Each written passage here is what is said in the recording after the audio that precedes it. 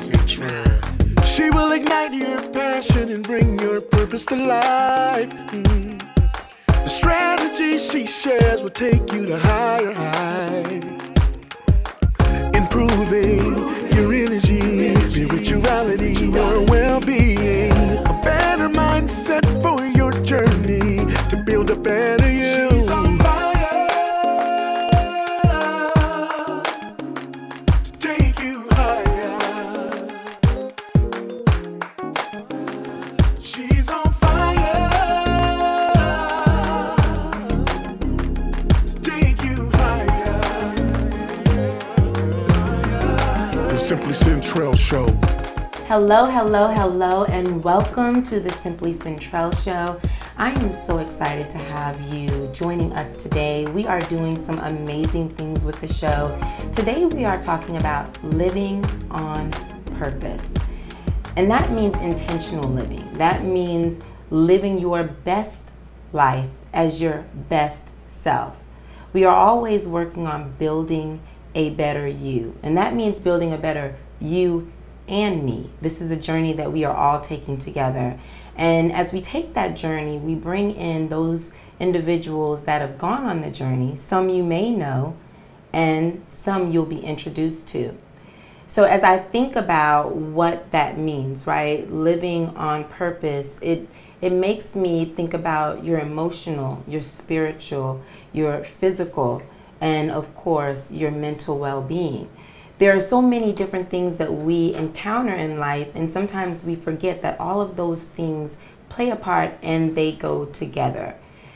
We are talking to so many different people who are working in their creative spaces, and some of those things may not be related. Thinking about all of the things you're interested in, all the things you love to do, and how you get to bring all of that wonderful stuff together to culminate your best self.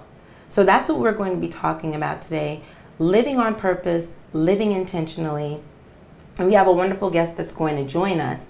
What I want to make sure that we do is make sure you're sharing, and following Simply Centrell on Instagram, Twitter, Facebook, and also catch the replay of today's show on YouTube. We are bringing you inspirational and motivational influencers in our communities in hopes that you will find yourself in them. So without further ado, we are going to bring on Miss Kerry Ann Frazier, who is a playwright. She is an advocate. She's a mother. She is a teacher, a minister. And so as we were talking earlier about all of those wonderful creative things coming together in one space, she is a true example of what that looks like. So let's welcome Miss Kerry Ann Frazier. Oh, thank you so much for having me. You are welcome. You are welcome. I'm super excited to have you because we are kind of doing some amazing things with the show. We are taking it abroad, you know, so a worldwide kind of view. And I want our listeners to understand that there are so many people out there doing amazing things, and that they can find themselves in each one of the people that we bring on the show and where they started, you know, what that means for what maybe you have brewing inside, because we all have so many great things that we want to do. And people like to put us in a box. Why are you doing that when maybe you should stick with this? Or you should focus on one thing. And I heard someone, I believe it was Devon Franklin, who mentioned making room for all of your creative gifts in one space. How God brings it together so that you can be an example for people that maybe like to paint, and they also like to write, and they also like to teach, and whatever it is, you get to bring all of those things in together. You don't have to leave one thing on the shelf. So I say that because as we have talked before, you do a lot. So I would like everyone to know exactly who Kerry Ann Frazier is. Tell a little bit about yourself, and we'll make sure that we give them an opportunity to get to know you. Sure. Well, I mean, just a little bit about me. You've touched on it. I am a mother of 4 children. I'm an ordained minister. I'm an educator. I am a social worker. I'm an advocate. I belong to several different organizations, and I sit on several boards. Oh, wow. I am a playwright. I have published 3 books. I'm also a lyrical dancer. I am. So those are some of the things. And then in my spare time, I love to cook. I love to cook Caribbean food. Really? Yes. You have spare time? I do. There is no spare time. I do have spare time. I always, as a social worker who supervises social work students, I always advocate for self-care, self-care, self-care. Yes. And so if I am someone who is constantly teaching on self-care, then I need to make time for myself as well. You do. And so, and this week was, although I was at a conference, it was total self-care. And we can talk about that. It was amazing. I am from the Caribbean originally. I'm Dominican by birth. I came to America when I was almost 12 years old. Okay. And so that's where my roots really are. Explains the glow, the Caribbean glow. Well, you must be from the Caribbean too, because you have a beautiful glow. Oh, well, thank you. I think I might have a little Caribbean in my blood. You might have some Caribbean. I might. It's a Caribbean. Well, we say Caribbean. Yeah. Because it's the Caribbean, the root word is from the Carib Indians. I like that. And so when Christopher Columbus stumbled across us. Did he stumble? He didn't discover? Well, we say stumbled across. We got lost. Oh my goodness. Words are important. Caribbean. So yeah, we say the Caribbean. A lot of Americans say Caribbean, but if the Carib Indian, so it's the Caribbean. That. I like that. Yeah. So see, she's educating us. So you have to know how to pronounce things so that you can sound like the natives. See, when I go to the Caribbean, that's exactly what I'm going to say. In the Caribbean. In the Caribbean. Yes. Have you been? I have been. I have not been to Dominican Republic. I've traveled to a number of other Caribbean. The Caribbean. Well, actually, I am not from the Dominican Republic. That is República de Dominica, and that is Spanish. There's another island. What is happening?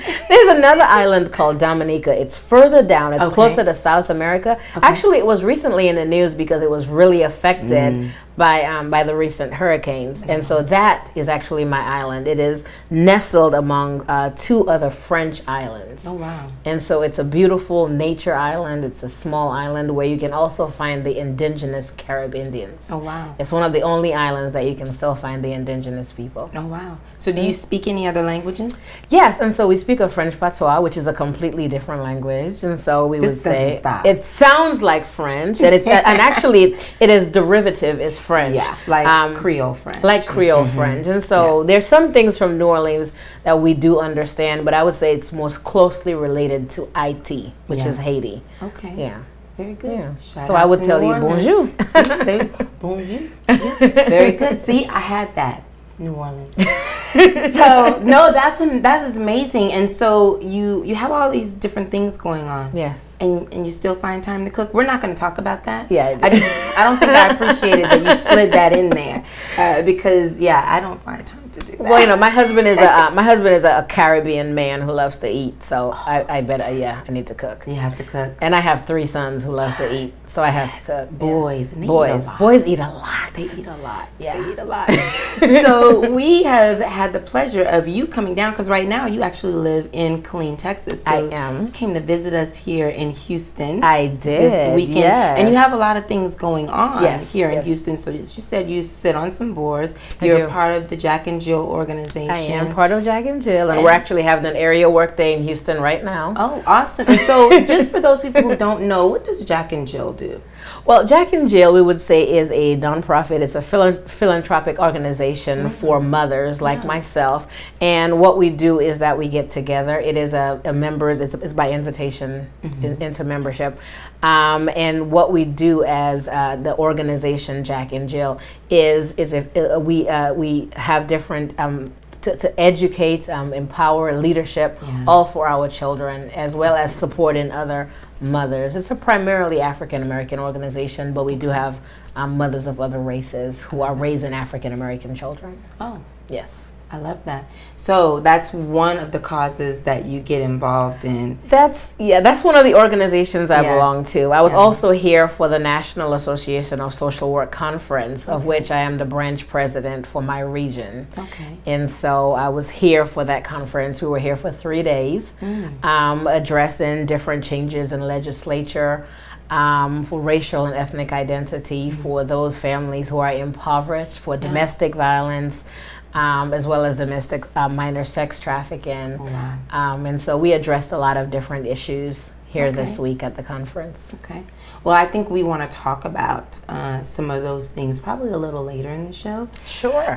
Before we get there, I want to talk about some of the plays that you're doing, because you're a playwright. It's like you're the female Tyler Perry, right? And we need people to know exactly what you're doing and what messages that you're putting out there in your work. So I know that, I know about The Tempest. Yes. That's one play, and that was this year. That was this year. Tempest was back in August, and it was a sold-out production. Oh, yeah. We did 2 plays in one day, and it was sold out. Yeah, we did the production twice. Prior to that, we did Losing Mama, and Losing Mama was a family that struggled with Alzheimer's, and as a social worker, I think it's important that when you have a platform that you deliver a message. Absolutely. And that message should be one that is that inspires, it influences, it impacts, it empowers, and that it also educates. That is the vision of KZ Frazier drama, and that's what we address in our plays. Okay. So how long have you been writing plays? I have been on stage since I was 5. I started writing, I think I wrote my first poem when I was about 6 years old. And I fell in love with it. My first book is a book of poetry, but I began writing full-length features when I was about 14. Oh, wow. Yes. I'm actually judging a poetry contest, and it's supposed to be in November here. I'm not sure whether or not you know about it. We're going to have to talk about that. We'll talk about it. We'll talk about it. We might have to have you drop a couple of bars, you know, for us. Yes, let's do that. Okay. So you write poetry, and you also not only act, you also direct. I do. You direct your plays. So when did that start? That started right about 14 as well. I wrote a play for my church, because that's where I started. I really was started in the church writing, and I really wanted to do it. We were having a youth event, and you know, I spoke to my pastors, and I said, sure, you know, I was one of those kids that I wouldn't shut up, for lack of a better word. I was one of those that I was into everything. Yeah. And so I wouldn't take no for an answer. Yeah. And so I was allowed to do that play, and we received rave reviews. Yeah. And I think that's when I really got the writing bug. I discovered my voice in pen. Yeah. And so I just began to write a lot. And it started with poetries and short stories. I love writing African folktales and Caribbean folktales. Yeah. So that's a note out there to all the parents. Your children won't stop talking. Maybe they have an amazing gift and you just have to nurture it. So we will be right back to talk a little bit more with Kerry Ann. Stay tuned. Don't forget to like, share, follow in social media at Simply Centrell. Be right back.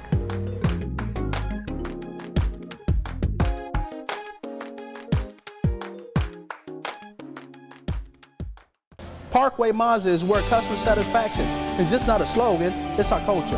I love coming here. It's like coming home. I feel like these people are my family. Which is very appropriate because that's how it is around here. It feels like family.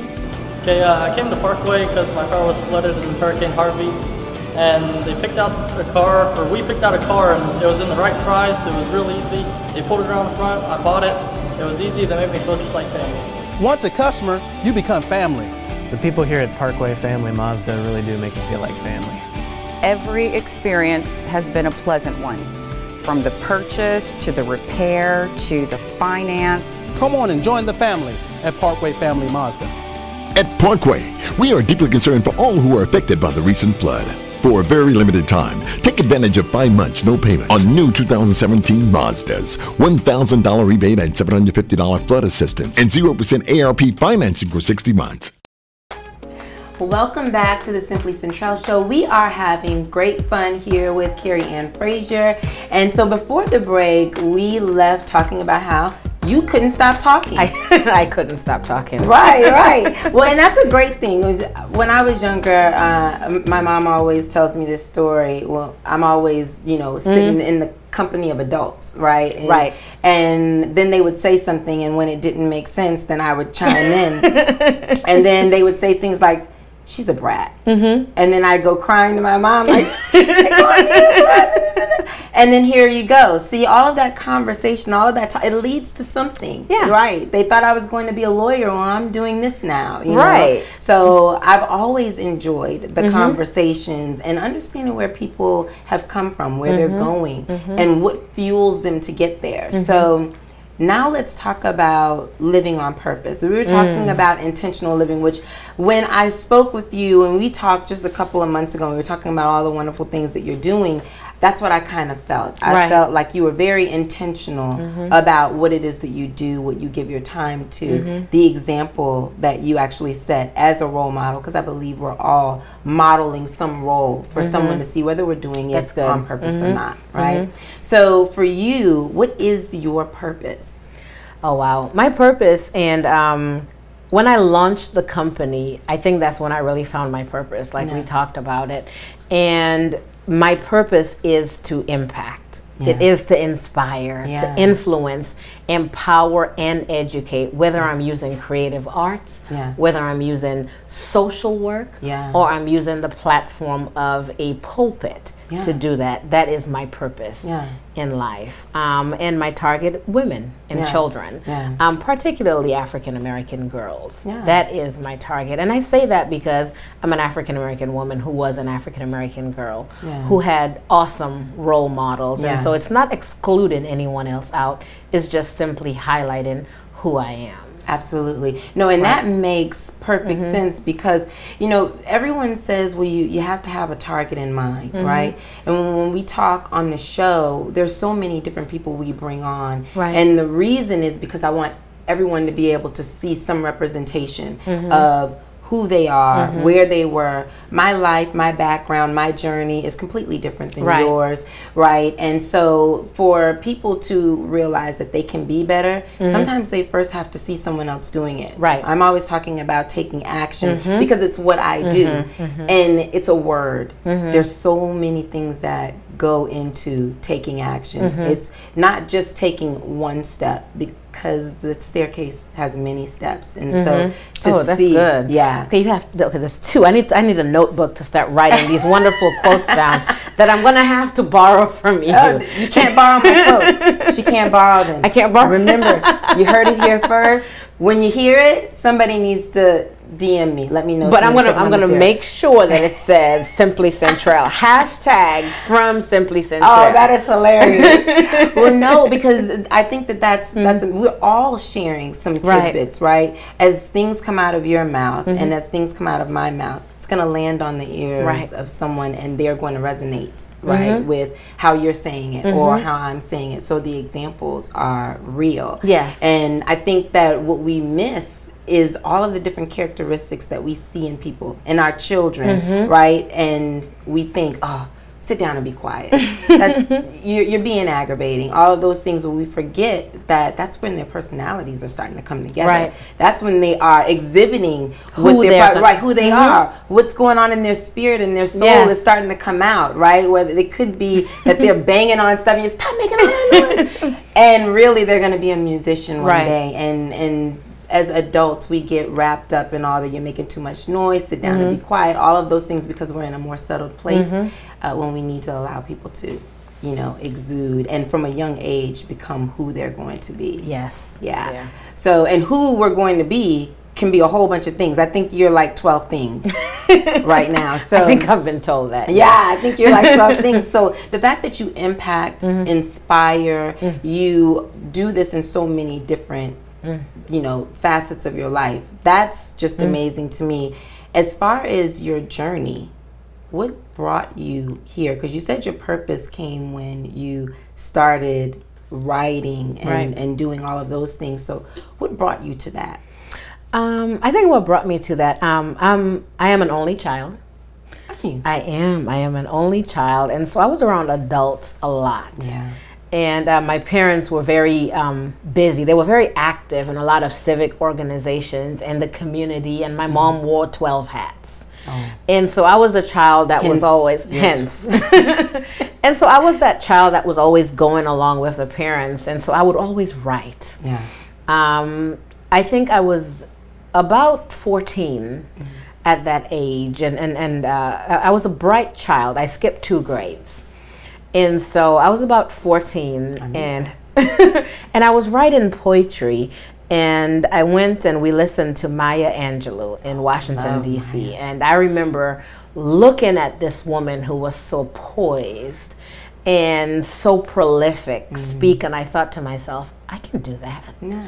You know, I really did. I looked at her and I thought, well, I can do that. And so I began to pattern my speech and the way that I spoke and the way, and I would always look at different people besides my family members. And so really, that's how I would say that's how the writing really picked up. Yeah. And the more I wrote stories, the more I found my voice in different ways. Yeah. And I was always one who wanted to champion a cause in the school. And I was the one that would challenge teachers. And so they would make me write an essay about it, or right up your alley. Yeah, just go write something about it. And I would challenge my parents on punishments, and my dad was I would, and my dad would say, well, you know, just write it out. And so he would, so they really empowered me to write.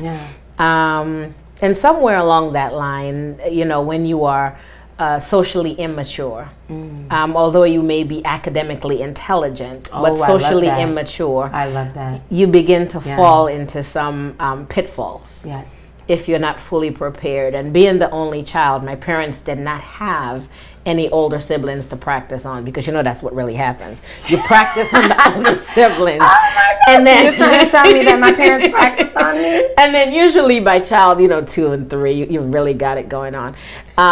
But in college, I think it was my junior year of college, I met someone and got married, and that relationship was one of domestic violence.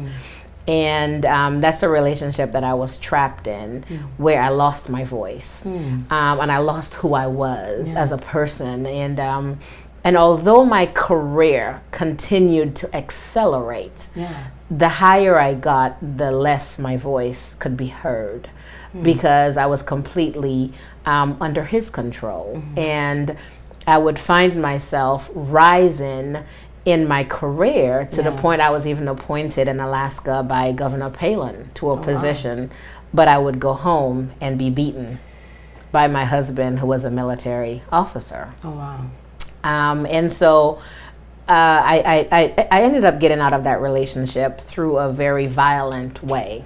And, he was charged, and I think I was sitting in my living room after losing everything. Because I testified against him, and at that time I said all I wanted was my children. And if I can walk away from this relationship with my children, I would be fine. And I was left with nothing but my children and about $20. Oh, wow. And I think it was in that moment that I clearly heard God said, but I got you. Yeah. And the long and the short of it is, I gained everything back. Nothing missed a beat. There was nothing. I lacked nothing during that period, and it was in that period that I really began to write. And I wrote of all the horrors I had experienced in that relationship. And I began to write for all the women who were still trapped in relationship, who could not speak. So I call them the unheard voices and the nameless faces. And within 1 year, everything that I had lost, God had given back to me.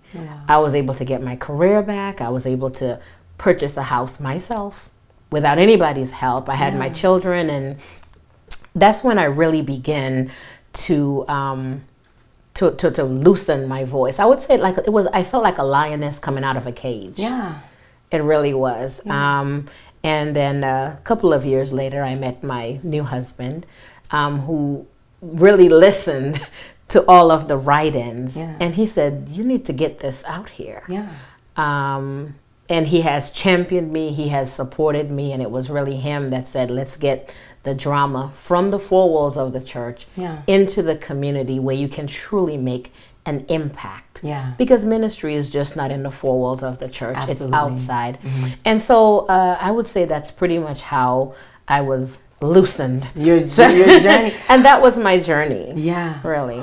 Well, and for one, I just want to thank you for sharing that, because that is That is a very sensitive topic, and I appreciate you sharing that here on this show. I appreciate you taking that experience and becoming an advocate for those individuals that have experienced domestic violence. And as we have a month forward, we know that people are experiencing this every day of their lives. And it's amazing because I look at you, and we just had this conversation about how boisterous you were as a kid, and it seems like even came from a really cohesive household. Yes, a two-parent household. Yes. Upper middle class. Yes. Never experienced domestic violence, never saw it.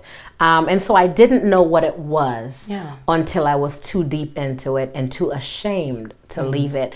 And I have found in my practice that a lot of professional women, when they find themselves on this side of domestic violence, that they don't know how to get out of it because there's shame associated with it. There's the isolation.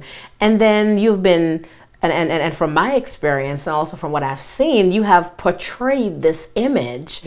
And it's like, how do I shatter this image now? How do I tell everyone that I need help? And so that is because I was a professional. We were that, we were the Black Ken and Barbie family with beautiful children. And so, so that's something I definitely understand and advocate whenever I see professional women who are stuck in this cycle.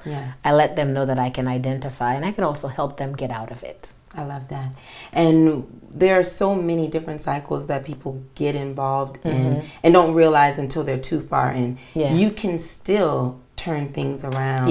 And so when we come back, we'll talk a little bit more about that. We want to make sure that we share any and every tip and tool that we can with those individuals that are experiencing domestic violence, have experienced domestic violence.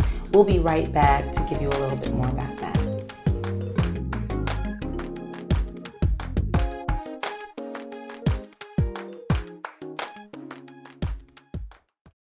About no staying power nowadays. Do the rally. Ooh, Jesus. Yes, Lord. I agree with you, Aunt Pearlie. I ain't never been married, and I am content. Yes, I am. I'm content. Long as I got King Jesus. Oh, yes. He keeps me safe in his arms. Does Jesus keep you warm at night? Right. I am so tired of these old single women talking about Jesus is my husband. You're single? Because you didn't find a man. Ooh, say that, girl. That was good.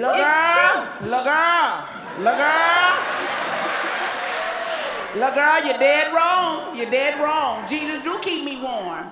And he keeps my heart smiling. When I curl up with his word, I can feel his presence all over me. Yes. Hey, thank you. Okay, Welcome back to the Simply Centrell Show. We are having an amazing conversation with Kerry Ann Frazier. I want to make sure that you guys don't forget to like, share, follow at Simply Centrell on social media.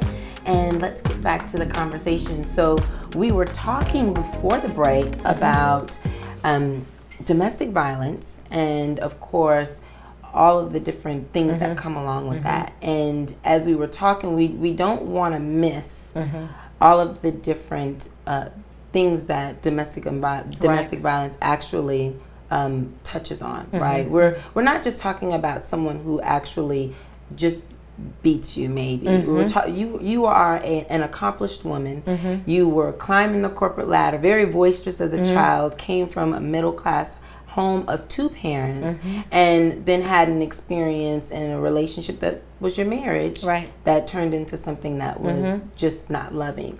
And we also hear the term intimate partner violence because that is normally where it occurs, where someone is exerting power or control over another in a way that is detrimental or destructive. And so we don't want to miss sharing with individuals what are some of the signs to look for, what are the things that maybe we want to share with our audience on how they can determine whether or not they're in a destructive situation, or whether something could be coming. Right. What are things you would say? I think definitely look for the isolation. If your partner is, complaining about how much time you spend doing activities that you normally spend with organizations, or even going to work, spending time with friends or family. Yes. If that begins to be a major problem to the point that it causes an argument, and an argument is not necessarily physical, right? But it could be just a verbal, where you are uncomfortable voicing, basically using your voice, where you feel like you need to ask permission for different things, or you are not able to have a normal conversation about any everyday things, that you are walking on eggshells most times in a conversation. Or that your partner, if you are bringing things to your partner's attention, that they tend to minimize or displace the blame. Okay. Those are definitely some things to just kind of raise your eyebrow about and take a look at at that relationship. I always say those are some of the beginning stages, or warning signs that this person may be somebody who's a bit controlling, and maybe toxic. And I like how you said, like it raises an eyebrow, because sometimes we feel things, and I think that this is very important for women. And I know that men experience domestic violence as well. They do. Let's not discount that. Men do experience that. We shouldn't be doing it at all. We should be handling each other gently and with love and kindness. The thing about it is that sometimes domestic violence, as you said, it's verbal. It is. So where someone is calling you names, or they are putting you down, it's a way to minimize you and to crush your self-confidence, so that now you are looking to that person for some validation. Yes, some glimmer of, are you proud of me? Are you accepting of me? And then at that point, you start to lose yourself. Yes. Because we have to be able to stand in who we are. And then the other thing that you mentioned was the shame and the isolation. No matter what you have accomplished, and I've seen this with individuals that I've worked with, young ladies that have accomplished, and when I say these are beautiful young ladies, smart, they could even be, a little timid. So it's not like they are escalating something, right? It's just their mere presence, and also whatever is going on in that other person that causes them to treat them that way, or deal with them in that manner. And they're being abused. And you see those things, and you may even talk to those individuals, and they don't want to leave. Right. So how do you encourage someone? Yes, we know about the 911s and those. There are a number of different hotlines and things that people can call. Sometimes things like this need to be handled in a more secret or a more sensitive matter. Right. What would you say individuals need to do for that, just in case they're trying to really leave, truly get away? And one of the things as a social worker that I look at is definitely the stages of change. We know that there are 5 stages of change, and sometimes it all depends on where you meet someone, whether they're in pre-contemplation, contemplation, action phase of leaving an abusive relationship. And so I always say, if somebody is not yet ready to leave, because who would? Because most people don't go into a relationship. I don't think anybody goes into a relationship wanting to be abused. Right. And so oftentimes the person who is identified as the victim thinks that, well, maybe if I change this behavior, or maybe if maybe this would happen if. There's always a maybe if. What I encourage that person to do if they're not willing to leave the relationship is to identify a plan of safety for themselves. And I encourage them that it does not get better without help. Domestic violence does not get better without help. Either the victim needs to get help, or the batterer needs to get, but somebody needs to get help in there. When I say the victim needs to get help, they mean they need to get out of that relationship. Right. And so I always say identify a safety plan. If this happens, where are you going to go? Who you're going to call? More than likely, you may not have your phone. So we're in an age where we don't remember phone numbers. So are you writing down these phone numbers, and do you have them somewhere? Really just, and I don't like to give all safety tips, because victims also watch different. Absolutely. And so I always say help the victim identify a safety plan. Yeah. How do you, because oftentimes people know how to keep themselves safe. And so what is your plan of safety if this is to happen again? And if the perpetrator has a weapon, and if that weapon has been used in threat of that person before, or if there are children in the home that are unable to defend themselves, children under the age of 10, I stress the importance of the safety even more so by, you know, encouraging law enforcement or even some type of victim advocacy, victim services type program, and let them know of shelters that are close by, or safe havens that they're able to go to. But there is help. There is help. There is help. There is help. And sometimes help comes in the form of someone that you know and see every day. There are a lot of advocacy groups with the shame and with feeling that, you know, people are seeing me in a certain light. I don't want them to know. That's one of the first things that you have to realize. We are all human. We are all here to be of service to one another.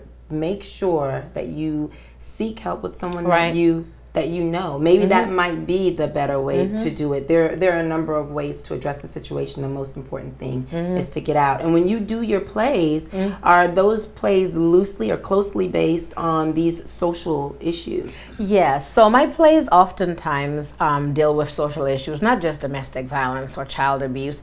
The production that we did this year called Losing Mama addressed Alzheimer's.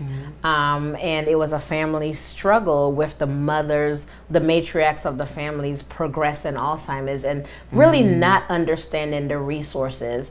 Because oftentimes I have found sometimes in our community that our elders are not willing to go to a physician. They're not willing to take the medication that is required, or they're not able to afford it. Oh, well, there you go. Or they're not able to get into a nursing home care, or, you know, families continue to care for each other, but it's not necessarily the most appropriate care, because your loved one may need a higher level of care.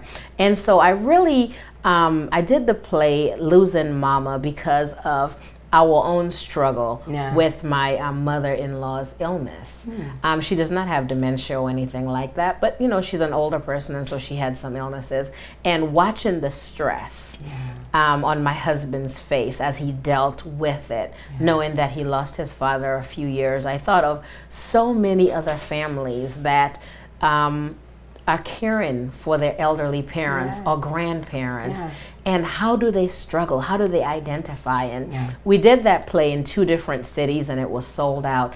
And after that production, we received so many phone calls. And we continue to receive phone calls on resources. And one of the things that we do whenever I do a play is that we also give resources on whatever that subject matter is. And so we had social workers from hospice, from nursing home, from hospitals who attended the play and set up a table to give attendees information. There you go. Education. And people don't like necessarily, you say, you can't educate me. Yes. Education is important. Knowledge is important. Whatever term you want to use for receiving information that is going to be helpful to you, that's the term. Be okay with getting that information. You never know when you have something in your toolbox or your arsenal and you'll be able to share it with someone else. Should you not be able to use it right now for yourself, or you'll have it in your toolbox for you later. Because you just never know what you're going to experience in this life, on this journey. So, and then you've also written some books. Do any of your books deal with any of these social issues, or what are the topics of those? Sure. And so one of the books I have is actually my domestic violence story that I wrote, and it's a practical guide of how to move on after. Okay, not staying in the hurt, moving on after. Absolutely. And so that's one of my books. I also have a book on how to basically start a drama team or a drama company, how to direct, how to write. And it's just basically introductory for anybody who wants to start an effective drama team in a church or even in the community. So that's drama as in theater, not drama as in drama in your life, like starting problems, issues. No. Being a thespian. Being a thespian. Thank you for clarifying that. Being a thespian. I also have a book on poetry, just finding my voice. But, you know, and even the plays that we do, going back to the plays, it's not all heavy hidden subjects. We did a play, a murder mystery based in the Harlem Renaissance. Okay. And it really just to educate about the Harlem Renaissance and African-American art and music and theater and dance. But it was still education, but it was lighthearted. Wonderful. Yeah. Well, thank you so much for sharing that. We want to make sure that you take a look at some of Kerry Ann's work, and as we go to the break, we're also going to show you some of her plays so you can see what she's up to. We will be right back to talk to you a little bit more about what's going on with Kerry Ann's upcoming projects, and we'll recap a little bit of the lessons that we've learned in today's show.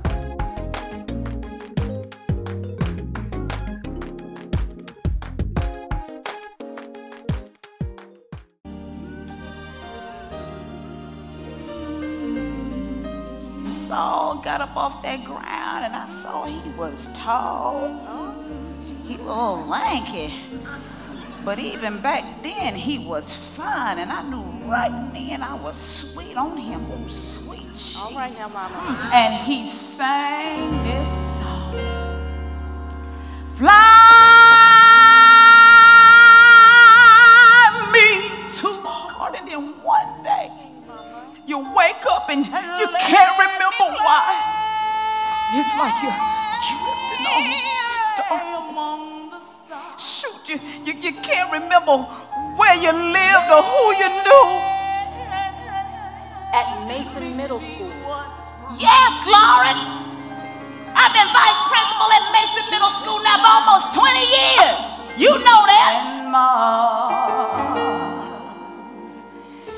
In other words, are you now telling me that my mama has become a burden to you? Is that what you're telling me right now, Lauren?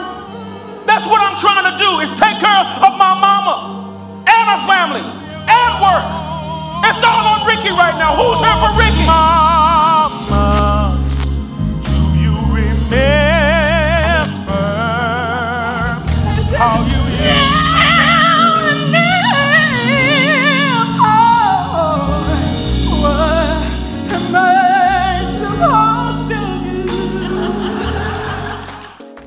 Welcome back to the Simply Centrell Show. We are here with Kerry Ann Frazier, and we are having an amazingly dynamic conversation. I cannot tell you, during the breaks, I mean, we are just like, we're going at it. We are talking about so many different things, and some of which we've had the opportunity to share with you today.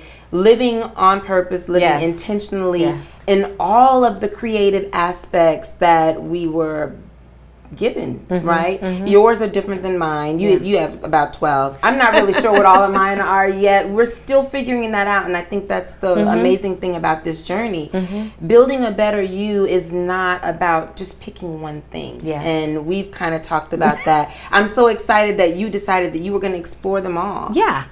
All of them. And I think because, you know, when you are growing up and you are talented in many things, adults tend to say, well, just pick one thing and stick with it and just do that well. And that is something that I tried as a child, but when I found my voice again, I literally wrote down all of the things that I was and all the things that I knew that I was gifted and anointed to do. What I wrote it down, and I looked at it and I thought, well, why can't I do it all?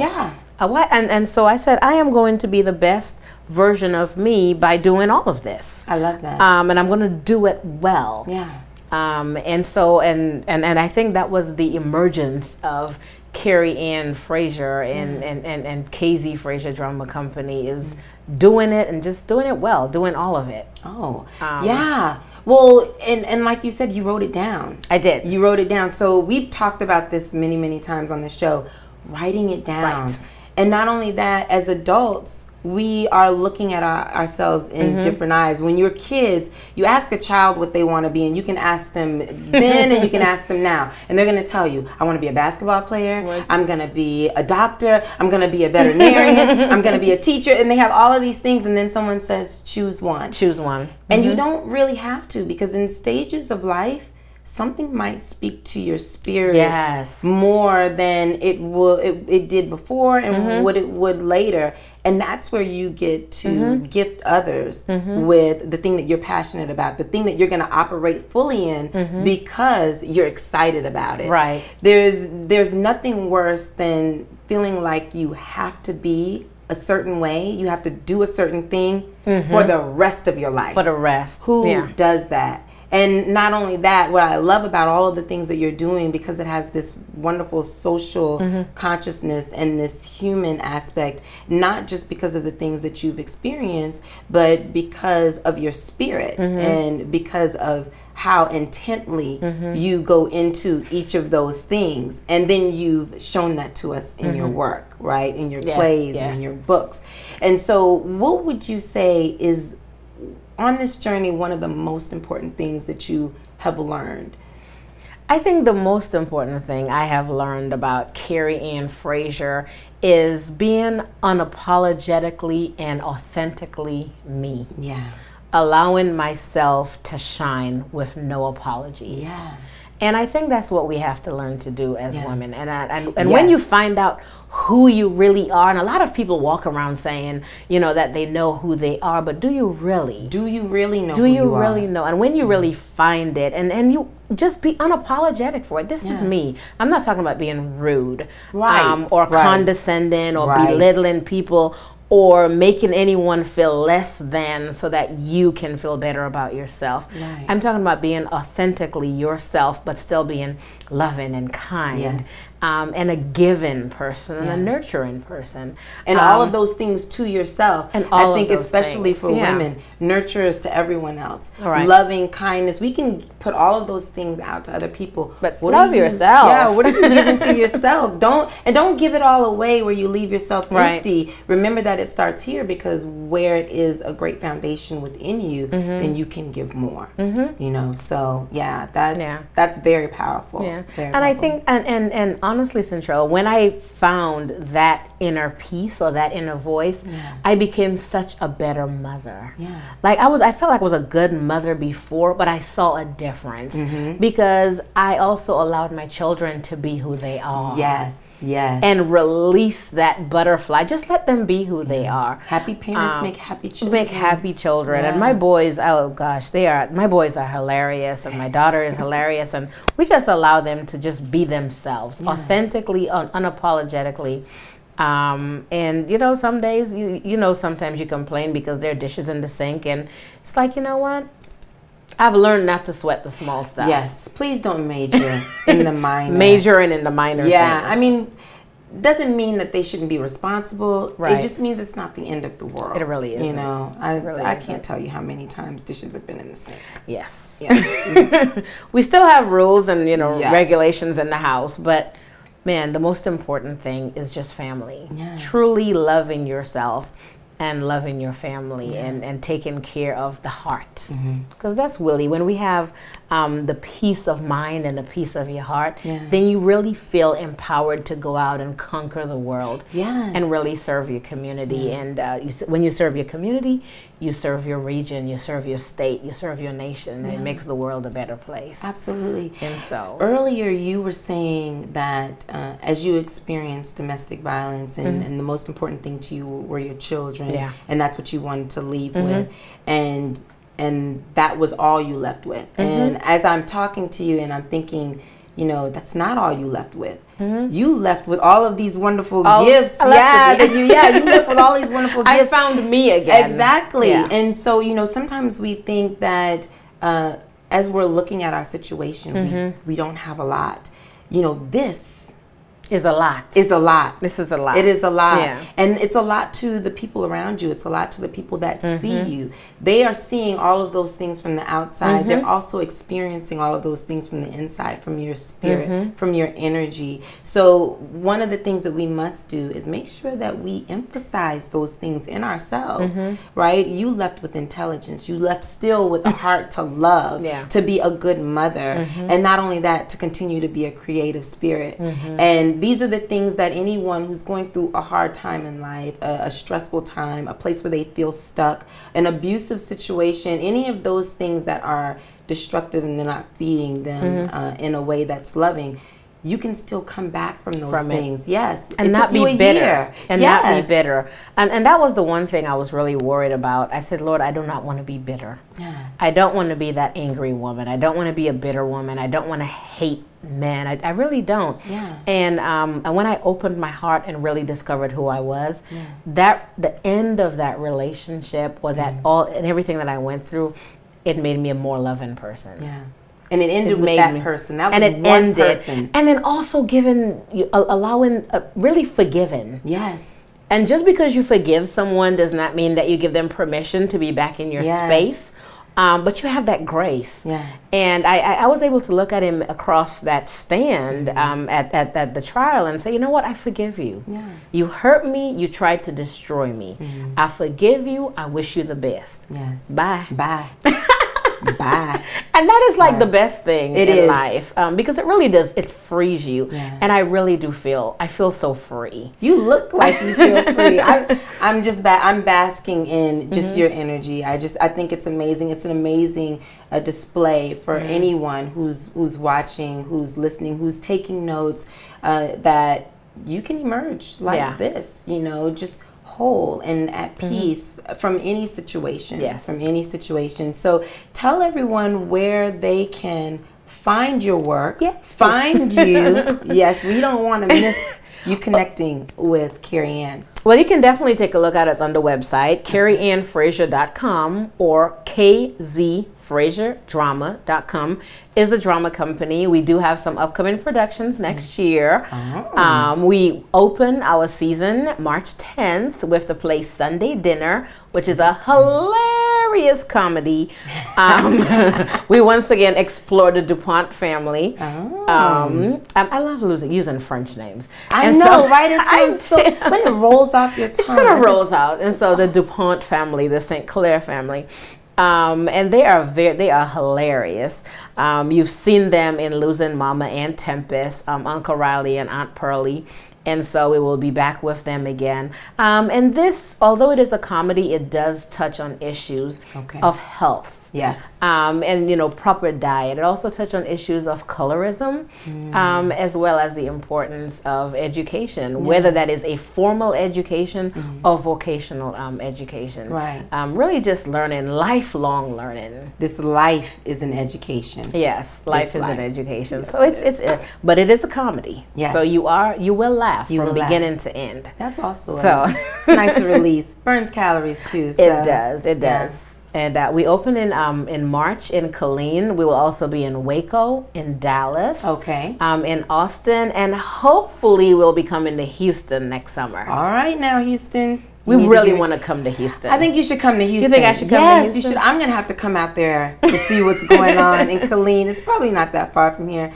I think I've been to Killeen a couple of times when I was living in Dallas. Yeah, it's about a 3-hour ride. From here? Yeah. That's not bad. It's not that bad. We can do it. But we definitely want to come to Houston. Yeah. We would like to bring some of our plays here. We would love to have you here. My new friend, Kerry Ann. Make sure you guys check out her work. I mean, she has books. She has her plays, and I think you'll be blessed. They can check you out on YouTube, They can check me out on YouTube. Go to KZ Frazier Drama on YouTube. And then also on Facebook. Are you on Instagram? Facebook, on Instagram. Are you snapping and chatting? You know, I don't know how to do that yet. I have to ask the kids to teach me. But the kids just taught me Instagram, so I know Instagram. Okay, well, great. You know what? Find her on social media. I think you'll be blessed.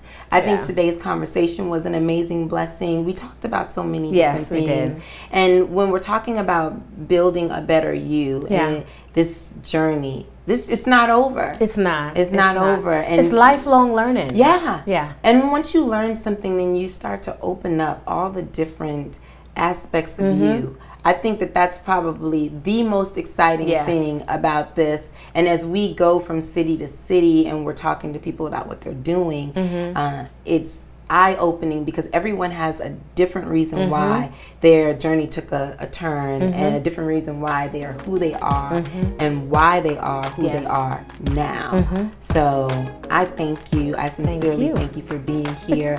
We have had a wonderful time on the Simply Centrell Show. Don't forget to like, share, and follow at Simply Centrell, and we will catch you next time.